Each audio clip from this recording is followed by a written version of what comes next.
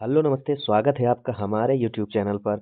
आज की बात करेंगे कि जो अभी हाल ही में आपको पता ही होगा, इतनी इम्पोर्टेंट खबर है कि शेयर बाज़ार में सोमवार के लिए क्या इम्पोर्टेंट अपडेट बन सकती है और मार्केट में इसका असर क्या पड़ेगा। वहीं अभी हाल ही में आपको पता है कि यूएस और वेनेजुएला का जो अटैक हुआ था, उससे संबंधित भी कुछ मैं खबर लेकर के आ रहा हूँ। लेकिन सबसे इम्पोर्टेंट है कि सोने-चांदी पोर्टफोलियो पर भारत में इसका असर क्या पड़ेगा। तो इस सभी टॉपिक को हम बहुत विस्तार से समझते हैं कि हमारा वास्तव में स्टॉक मार्केट से रिलेटेड कौन-कौन सी न्यूज़ निकल कर के बनती है, जिससे आप अपना पोर्टफोलियो सुरक्षित रख सकें। तो ऐसे में बढ़ते हैं हम अपने टॉपिक पर कि क्या-क्या होने वाला है। तो शुक्रवार को पता था कि शुक्रवार को बहुत ही बढ़िया मार्केट चला था, सभी लोग खुश थे। लेकिन शुक्रवार के बाद शनिवार के दिन जब मार्केट क्लोजिंग थी, तो ऐसे में इम्पोर्टेंट ये हुआ कि एक खबर निकल कर के आ रही है, क्योंकि ये खबर अधिकतर लोगों को सबको पता है, क्योंकि मात्र 4-6 घंटे की ये फाइट थी, इसके बाद उसका निर्णय ले लेकिन कहीं न कहीं ये वो जो वार शुरू हुई अमेरिका और वेनेजुएला से, इससे लेकर के पूरे वैश्विक बाज़ार पर कहीं न कहीं कुछ इफ़ेक्ट सोमवार को देखने को मिलेगा।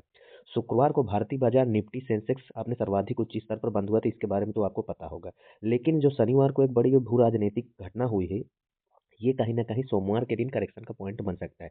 अब सबसे बड़ा सवाल आता है कि सोमवार को बाज़ार नीचे गिरेगा या बढ़ेगा, ये तो प्रेडिक्ट करना किसी के बस की बात नहीं है। ऐसे में जो आंकड़े होंगे वो सोमवार के ही दिन पता पर कुछ सेंटीमेंट है जिसको फ़ॉलो अप करना होगा कि जो अमेरिका ने वेनेजुएला पर हमला किया था, इसका वास्तव में इम्पोर्टेंट पॉइंट जो बनते हैं कि बड़े पैमाने पर राष्ट्रपति निकोलस मदुरो उनकी पत्नी को देश छोड़ कर के जाना पड़ा, तो ये कहीं न कहीं उस देश की इकोनॉमिक पर ये बहुत ही बड़ा हमला माना जाएगा। वहीं ये घटना शनिवार दोपहर को करीब 12 बजे हुई थी।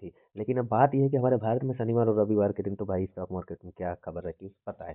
अब रूस ने इस हमले की निंदा की, लेकिन उसके हाथ बंधे हुए हैं, कहा भी कुछ नहीं जा सकता है, क्योंकि इसमें आर्थिक दबाव पिछले 4 वर्षों से युद्ध में व्यस्त है। प्रतिबंधों का प्रभाव जो सबसे बड़ी तेल कंपनियों पर लगे प्रतिबंध को और भी खराब कर सकता है। वहीं तीसरा ये है कि रूस सैन्य वित्तीय सहायता प्रदान करने की स्थिति में नहीं है, इसलिए उसकी प्रतिक्रिया केवल निंदा तक ही सीमित है। अब हमले के पीछे का जो ये मेन तर्क है, यानी कि कुल मिलाकर के मेन खेल क्या है जिसका इफेक्ट ना स्टॉक मार्केट पर पड़ सकता है। अमेरिका का सबसे इम्पोर्टेंट आरोप जो है कि चुनाव घावी है, जिसकी वजह से हुआ। लेकिन सबसे महत्वपूर्ण है कि वेनेजुएला के पास दुनिया का सबसे बड़ा तेल भंडारण है, जो हमारे नहीं पूरे विश्व की इस स्टॉक मार्केट के लिए कहीं ना कहीं पॉइंट साबित होगा। अब अभी तो सभी बहुत बड़े विशेषज्ञ लोग यूट्यूब पर आ करके कह रहे हैं मार्केट क्रैश हो जाएगा या कुछ गिरावट आएगी, रिट्रेसमेंट होगा, तो वो सोमवार को डिसाइड होगा। लेकिन इम्पोर्टेंट है कि इस हमले से संभाल समीक्षा जो हमारे भारत में समस्या क्या होगी कि सबसे पहले कमजोर व्यापारिक संबंध, थोड़ा भारत और वेनेजुएला के बीच बहुत अधिक व्यापार गहरे संबंध नहीं है। शक्ति का असंतुलन, यानी कि वेनेजुएला सैन्य या आर्थिक रूप से इतना मजबूत भी नहीं कि वो सीधे अमेरिका का सामना करना पड़ सके। ये तो भाई टॉपिक क्लियर है। इस घटना को भारतीय बाजार पर कोई बड़ा सीधा प्रभाव पड़ने की संभावना नहीं, ऐसा कहा जा रहा है। लेकिन वो सोमवार के दिन ये छोटी सी भी न्यूज कोई बनती है, तो कहीं ना कहीं जो बाहरी इन्वेस्टर ही हैं, कहीं न कहीं पूरा जो वैश्विक मार्केट है, उसके आधार पर भी भारत का मार्केट में उतार-चढ़ाव होता है। लेकिन एक चेतावनी, अगर इस बीच में नया टैरिफ डील, कोई ट्रैफिक डील या कोई ट्रेड डील अगर सरकार कर रही है, तो कहीं न कहीं थोड़ा पॉइंट इसका बन सकता है, क्योंकि बड़ी ट्रेड डील के लिए थोड़ा विचार बनेगा, तो उस पर कुछ भी चीज़ें प्रतिक्रिया हो सकती है। अब ये भू राजनीतिक दबाव के बावजूद घरेलू संकेत मजबूत बने हुए। कारण क्या है कि अभी आपने देखा होगा कि निफ्टी, सेंसेक्स और बैंक निफ्टी ने अभी एक अपना अपर हाई तोड़ा था, तो इसके बाद ये लाइफ टाइम हाई पर भी निफ्टी है। तो इतनी समय ये बुलिश मोमेंटम पर तो है ही। अब आगे कहाँ तक जाएगा ये तो आगे की गणना और आगे का भविष्य बताएगा। लेकिन महत्वपूर्ण सूचकांक ये है कि निफ्टी, सेंसेक्स, बैंक निफ्टी अपने सर्वाधिक स्तर पर तो है ही। मिड कैप, स्मॉल कैप और पीएसयू शेयरों में भी शानदार रिकवरी, जो सालों से ठंडे पड़े शेयर थे वो भी थोड़ा भागना दिखने लगे। निवेशक पोर्टफोलियो सकारात्मक संकेतों के चलते अधिकांश पोर्टफोलियो में भी रिकवरी हुई है, क्योंकि बहुत दिन से ठंडा वास्ते में बहुत सारे स्टॉक्स पड़े थे कि ना कभी वो घट रहे हैं ना बढ़ रहे हैं। अब उस पर बीच भी उनकी भी नैया चलना शुरू हो गई है। लेकिन इम्पोर्टेंट है, अमेरिकी बाजारों में मजबूत वापसी और गिफ्ट निफ्टी के भी सकारात्मक संकेत थे। जैसे कि आपको यूएस मार्केट के बारे में पता होगा, डाउन जोन 0.66% शुरुआत संघर्षों में काफ़ी अच्छी रिकवरी हुई। वही फ्लाई नशाब भी कमजोरी का संकेत नहीं है, पर कहीं ना कहीं घाटा बढ़ी हुई। वहीं अपने गिफ्ट निफ्टी भी 26,521 19 से 23 अंक के ऊपर जाकर के क्लोज हुआ। यह जो है डाउन जोन को फॉलो कर रहा है, बताया ही जा रहा है।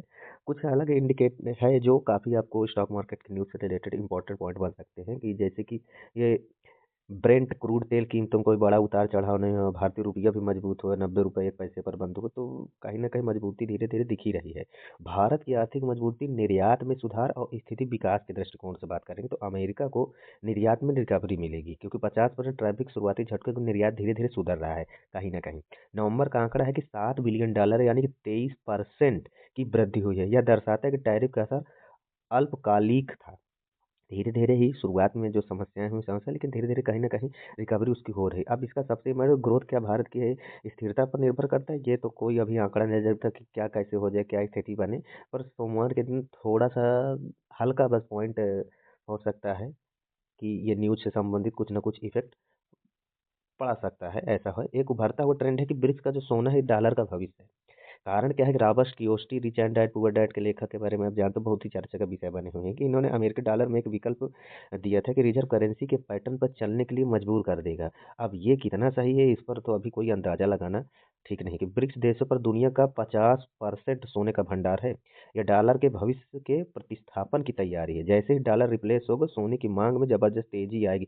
वैसे भी सोना अभी कौन सा सस्ता है, बहुत ज़्यादा महंगा ही 50% सोना जो है ब्रिक्स के पास है। तो ये थोड़ा असमंजस की बात है, कहीं न कहीं सोना वास्तव में बहुत ज़्यादा महँगा है। अब और कितना महँगा होगा, कितना सस्ता होगा, ये आंकड़े अलग हैं। क्योंकि हमारा काम है न्यूज़ बताना, वो आप एनालाइसिस करके क्लियर करना है कि क्या होगा, क्या नहीं। अब इम्पोर्टेंट है कि सोमवार को जो इस क्या संकेत दे रहे हैं, कोई मेन पॉइंट है, कोई मेन क्या संकेत दे रहे हैं, तो सकारात्मक बिंदुओं पर भी बात करेंगे कि क्या इम्पोर्टेंट है। तो घरेलू बाज़ार का लाइफ टाइम हाई पर है इस वक्त। अमेरिकी बाजार में भी मजबूत क्लोजिंग देखी गई। वहीं गिफ्ट निफ्टी 20% 20 प्लस अंक के ऊपर ही बंद हुआ है। वहीं कच्चा तेल और मजबूत रुपये ये दोनों स्थिर है, अभी इसमें कोई घाटा बढ़ने केवल सोने और चांदी को छोड़ करके। निर्यात और ग्रोथ के मजबूत जो माइक्रो आंकड़े हैं वो भी ठीक है। वो पुराने स्टॉक भी थोड़े थोड़े जो सुस्त पड़े थे वो भी शुरू है। लेकिन चिंता का विषय हुआ ये अमेरिका और वेनेजुएला संयुक्त संघात। ये सोमवार के दिन क्या इफेक्ट पड़ेगा इसका मार्केट पर, कुछ ना कुछ तो इफेक्ट पड़ेगा है। सबसे इंपॉर्टेंट पॉइंट में बात करें तो अंतिम दृष्टिकोण जो हो राजनीतिक घटना का प्रभाव सीमित रहने की उम्मीद है। सभी तकनीकी और माइक्रो डेटा एक स्थिर से सकारात्मक शुरुआत की ओर इशारा कर रहे हैं। अब भैया सोमवार के दिन मार्केट कैसा रहेगा ये थोड़ा सोचने वाली बात है। और चैनल में जितना भी चीज़ें मैंने आपको बताया वास्तव में आपको बहुत सारी अच्छी जानकारी व स्टॉक मार्केट के न्यूज़ से संबंधित सब कुछ मैंने बताया है सोमवार के लिए। तो चैनल सब्सक्राइब नहीं किया तो सब्सक्राइब करके ही जाना। इंपॉर्टेंट टॉपिक है, वो कुछ भी प्रश्न हो तो नीचे कमेंट करना। तब तक के लिए धन्यवाद। Thank you. राम राम।